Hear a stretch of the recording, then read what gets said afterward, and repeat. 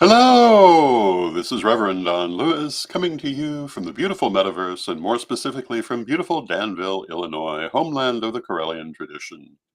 And this is Midday with Reverend Don. Welcome. And as you know, if you follow Midday with Reverend Don, you can type your questions or comments on whatever platform you happen to be watching on, assuming that you're watching live. And for the most part, they'll appear here in my chat room. I've noticed that occasionally comments don't appear. I don't understand why. But you can see the comments that appear. They'll show up here on my screen. Um, and we'll talk to anyone who wants to say hello. And today is our weekly roundup day. We're going to talk about a couple of interesting stories from the week. Last night, I was a guest on Tarot Thursdays on Divination TV. Reverend Mary, who is the host of Tarot Thursdays, is on her way to the Pagan Unity Festival. So Reverend Brian and I took the show last night. It was a lovely time. And hello to Janet in the chat room. It's good to see you, Janet.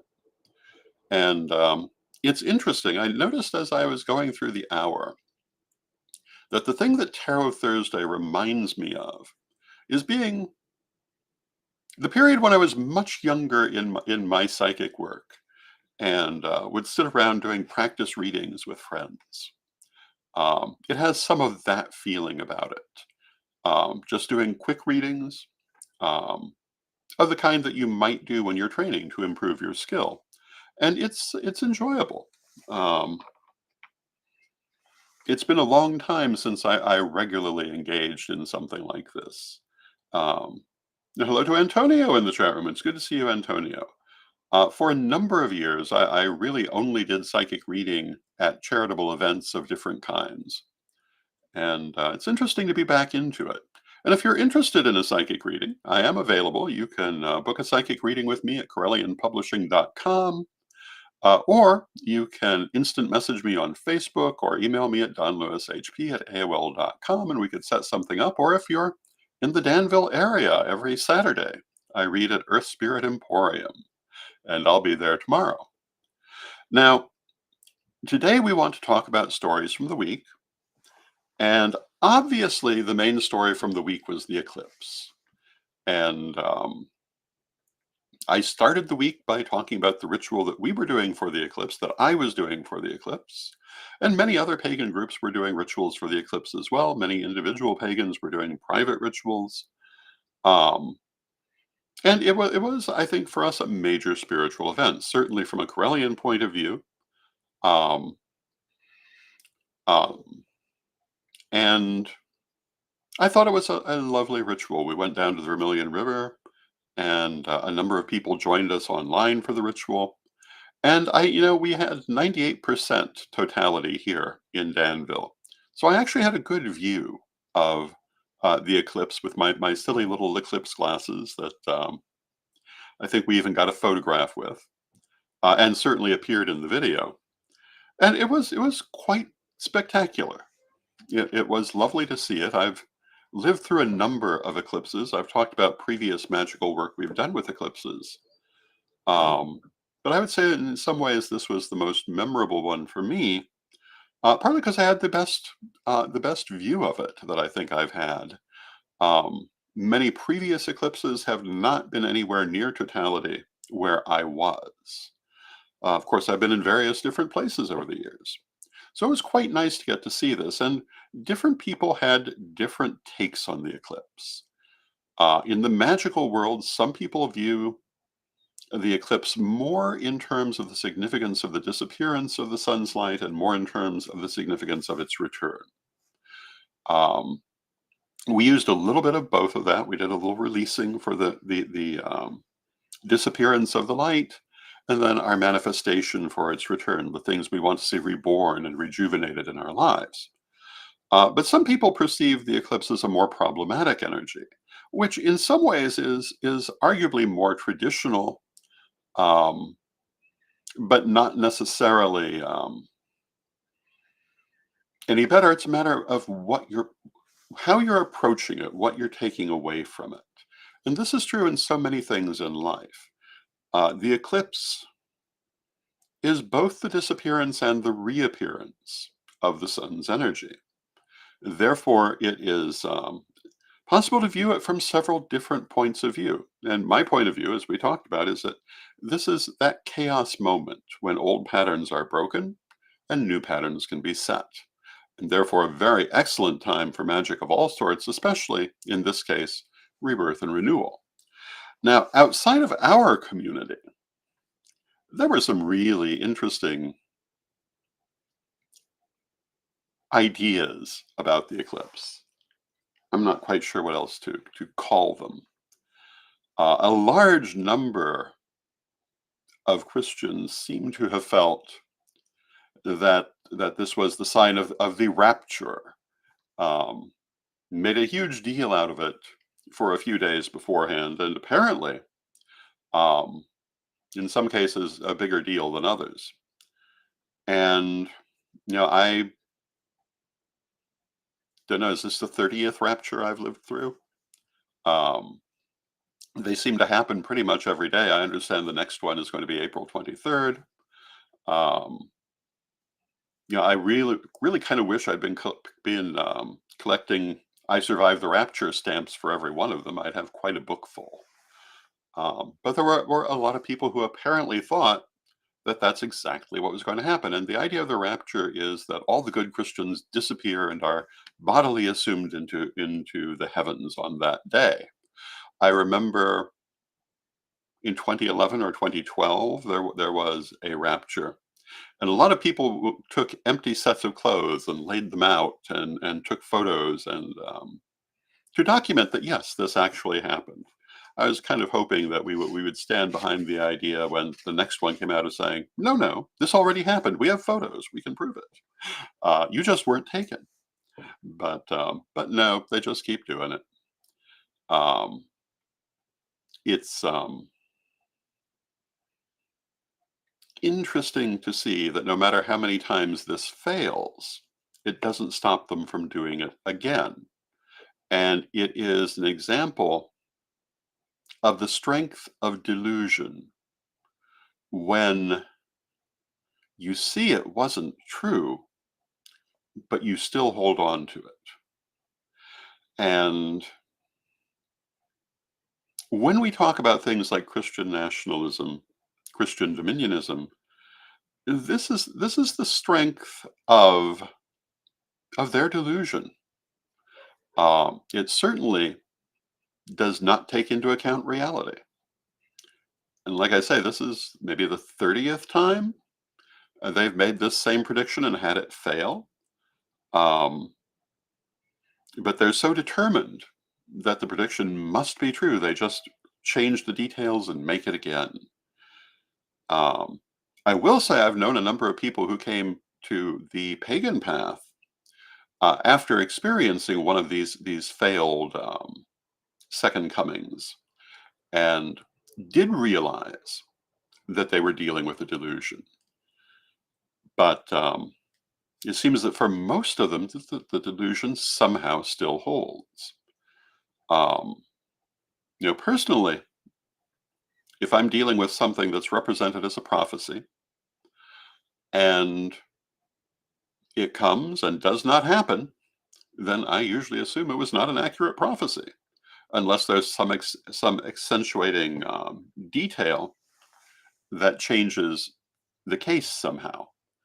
Um, I am a believer in oracles and spirit communications and prophecies, um, but I also believe that they don't always fire correctly. Sometimes we misinterpret them.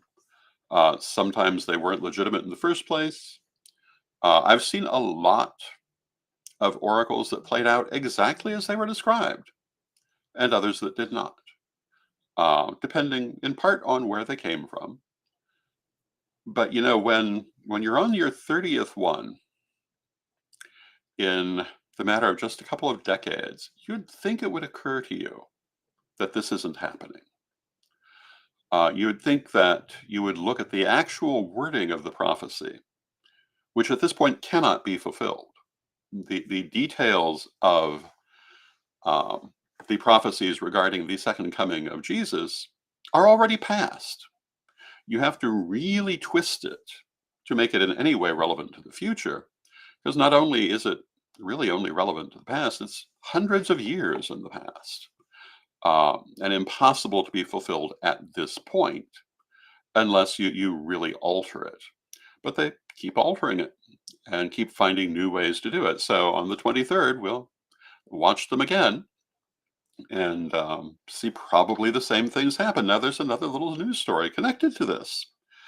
Um, Apparently, there was a televangelist, and I don't have the information right in front of me in terms of where this person was, but they took an interesting advantage of this situation. They convinced members of their congregation, as a sign of faith, to sign over their money and property to the televangelist prior to the rapture. And after the rapture, the televangelist was gone with the money and the property. Um, I believe this is a true story. Let me see if I can find more specific details. But it's possible, I suppose,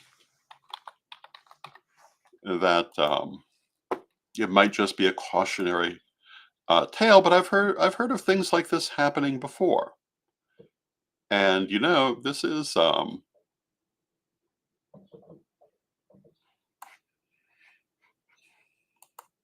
a very interesting thing to look at. Um, it's often a joke when people talk about this idea of rapture. That, well, if you're planning to be raptured, you don't need your property anymore. But in this case, the person accepted the property and disappeared. And so, to me, the question then becomes, well, did they do anything wrong? I don't know that I think that they did. It was all consensual. The only thing that would make it wrong on their part, if would be if they had convinced these people alone that this was something that was going to happen. But large numbers of evangelists were saying the same thing. So, I don't know. I kind of think that in that state, if you had done such a thing, you'd deserve what you got. Um, it is, but it does speak to how potentially harmful this whole rapture idea can be to people, not to mention the eventual psychological damage of realizing that this wasn't really a thing ever. Um, it wasn't a thing on April 10th. It's not going to be a thing on April 23rd. It's not going to be a thing 2 years from now. It's not going to be a thing 100 years from now, just as it wasn't a thing 200 years ago. There are entire churches that were founded on failed second comings. Um, I think the Seventh Day Adventists is one of those. That the founding of their church was partly an explanation for why their prophecy of the second coming did not succeed. Um, and how you can continue to follow something that fails so many times surprises me. Um, in addition to that, around the eclipse were a lot of other bizarre conspiracy theories. There was a conspiracy theory that it was going to cause a massive, quote, human sacrifice event, end quote, which was actually to be in the form of an earthquake. And I find that a bit of a large um, a large definition of human sacrifice. But I guess the idea was that it was somehow being intentionally provoked using technology. And it had to do with where the path of this eclipse overlapped the path of the last eclipse. And of course, was utter nonsense. No such thing occurred. Although it is interesting, there was a small earthquake around that time, but not anywhere near that location. And there are earthquakes all the time. But the predicted one certainly didn't happen. There was no major loss of life anywhere. Nobody floating into heaven. Nobody being swallowed up by the earth. Nothing. Um, I think if I remember correctly, it was right at this time that everyone's favorite politician, Marjorie Taylor Greene, made a statement about God is giving America important signs to repent. Well, on this occasion, the only sign was failed prophecies.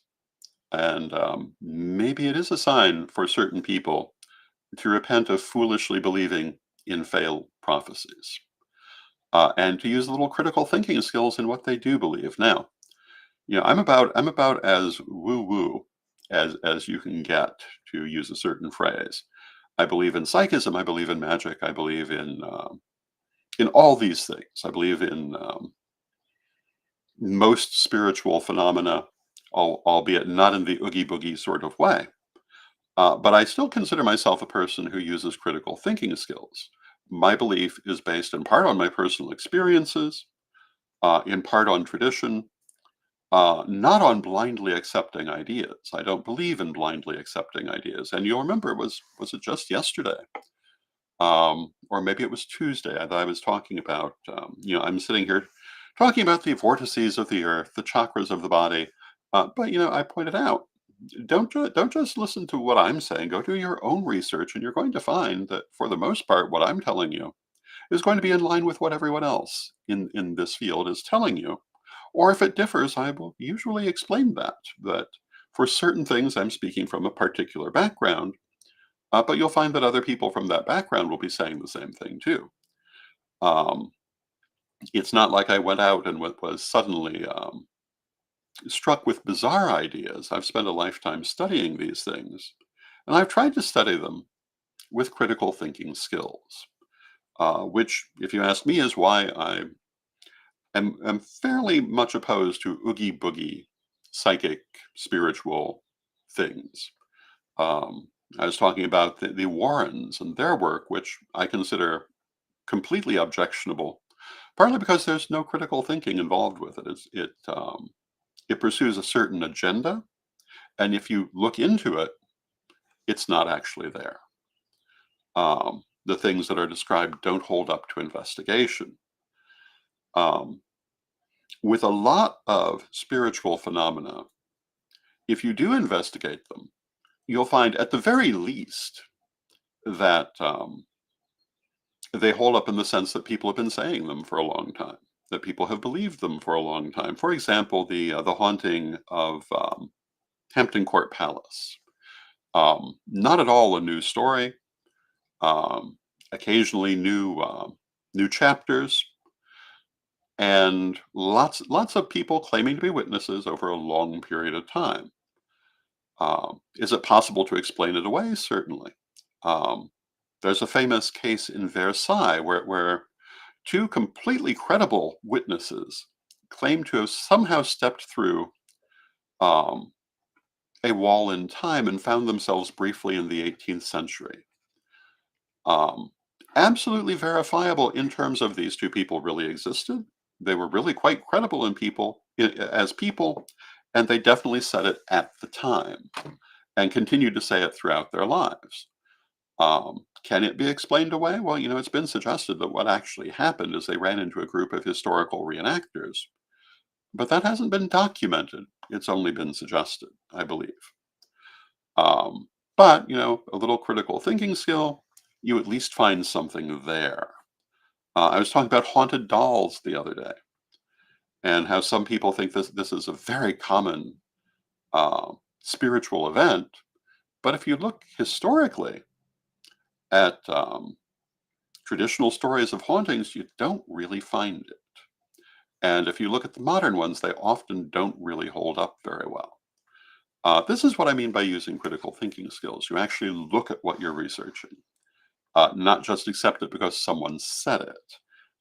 Check and see what kind of person they were. Check and see the track record of other things they said. Um, you know, some um, some paranormal researchers are far more credible than others, and some did wonderful work, and some were just there for the oogie boogie of it all. And I think this is something very important for us to look at. And coming back to the eclipse and all the weird little theories around it, had people used a little more critical thinking and looked at um, previous examples of this kind of prediction and their likelihood to work out, they would never have been worried about it.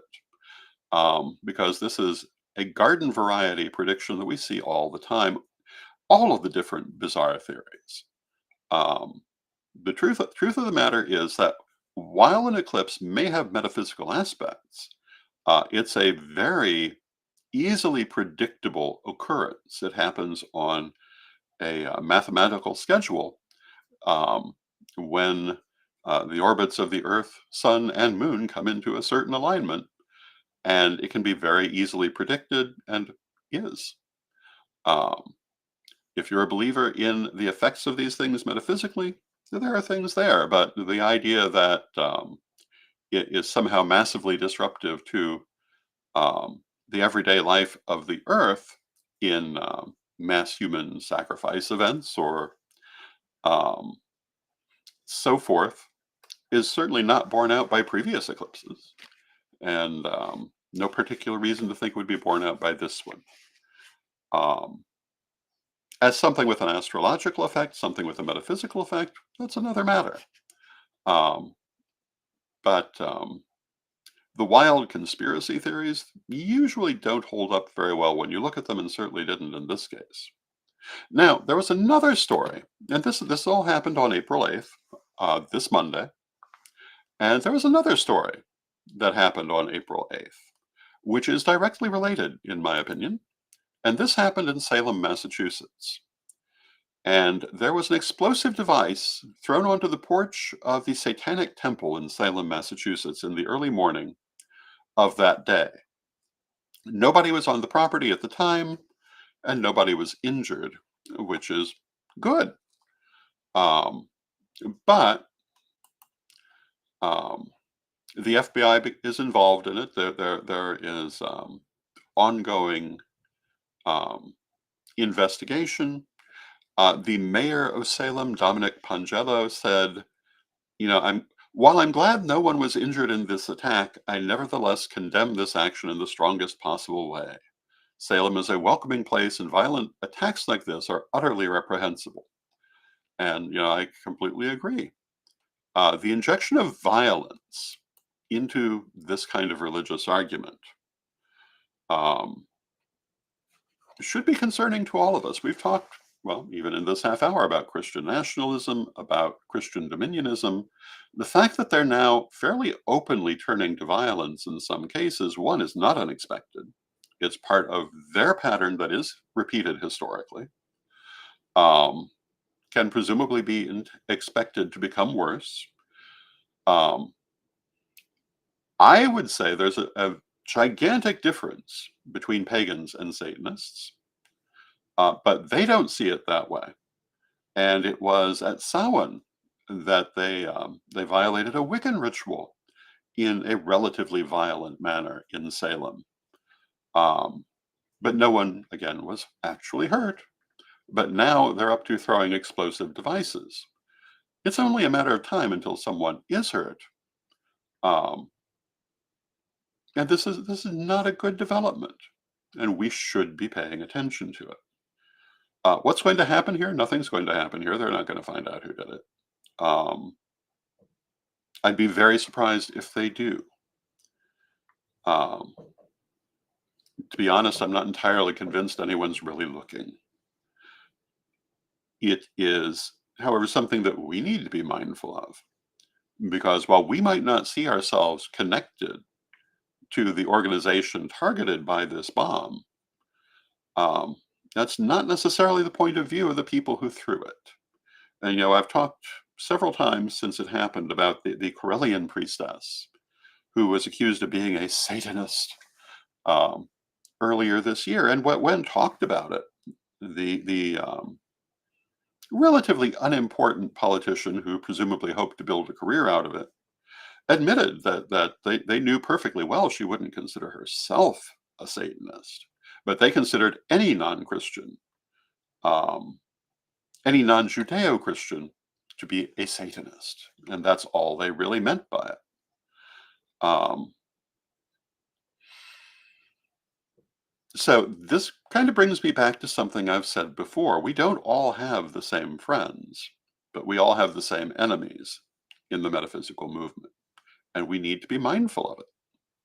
And, I hate to come back to that message so often, but I think it's something we're going to be brought back to, whether we like it or not, repeatedly in the next few years.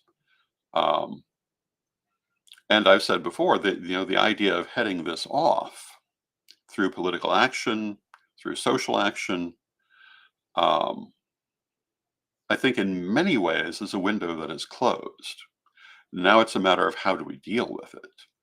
Um, Unfortunately, we allowed extremists to become very central in this country.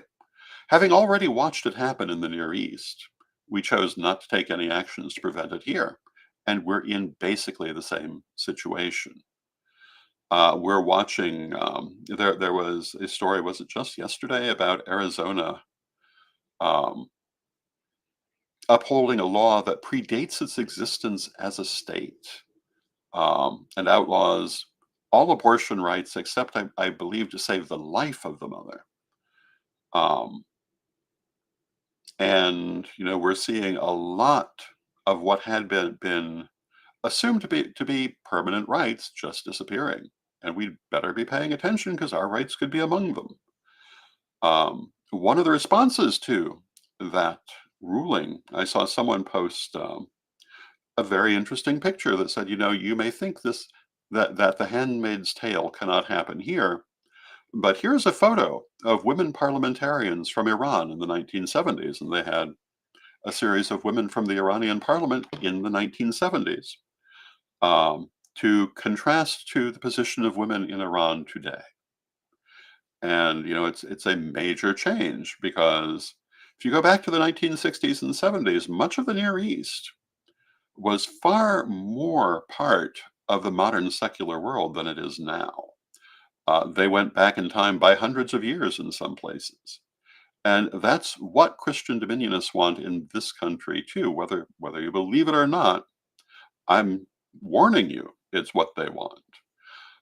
We've got people who luckily still aren't completely considered credible, um, doing things you would expect to come out of the Middle Ages. I mean, the other day, I think it was Roseanne Barr who was talking about um, how students should drop out of college because colleges are run by blood drinking Satanists. And anyone from my generation with any sense at all thinks that this is a ridiculous comment from a ridiculous person, but there are a large number of people who aren't looking at it that way now.